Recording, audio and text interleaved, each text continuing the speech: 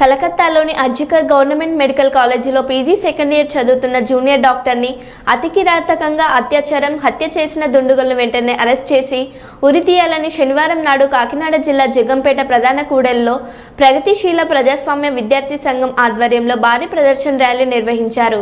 మానవహారం నిర్వహించి చనిపోయిన జూనియర్ డాక్టర్కి నివాళులర్పిస్తూ నినాదాలు చేయడం జరిగింది.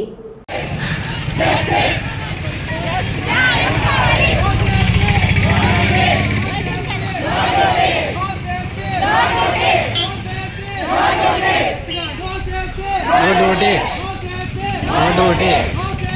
No do this. No do this. No do this. Justice. Justice. Justice. Justice. Justice. Justice.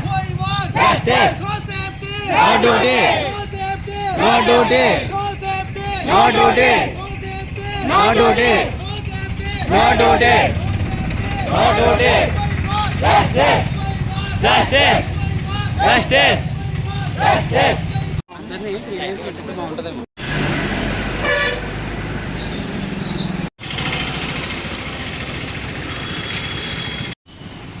అతి కిరాతకంగా కొంతమంది దుండగులు కలిపి గ్యాంగ్ రేప్ చేశారు. ఆ గ్యాంగ్ రేప్ చేసిన అంతే చాలా దారుణంగా కింద పడిపోయింది అమ్మాయి. ప్రిన్సిపాల్కి పోలీసు వాళ్ళకి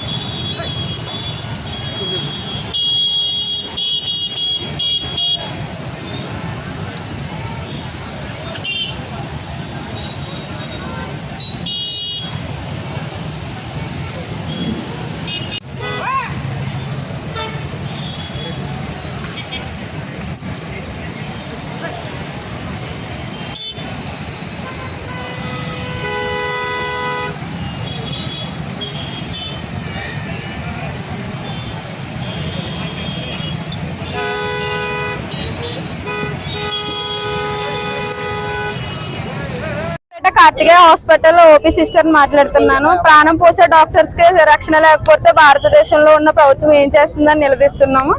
హాస్పిటల్లో ఉన్న డాక్టర్స్ కి రక్షణ లేకపోతే కనుక మనిషి ప్రాణాలను ఎలా కాపాడగలరు?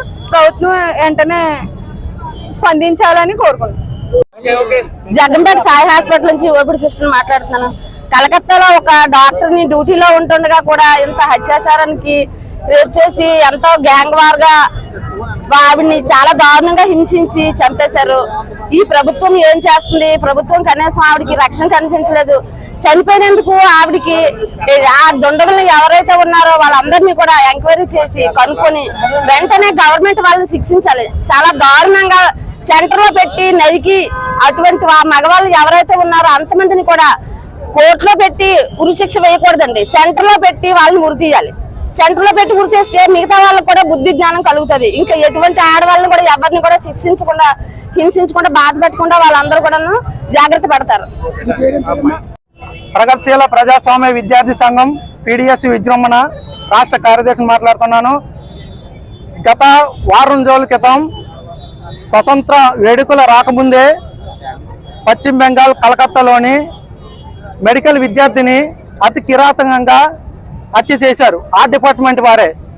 ఈ రోజున దిశ చట్టం కానీ, నిర్భయ చట్టం కానీ, పోక్సో చట్టం కానీ ఎక్కడా అమలు అవడం లేదు.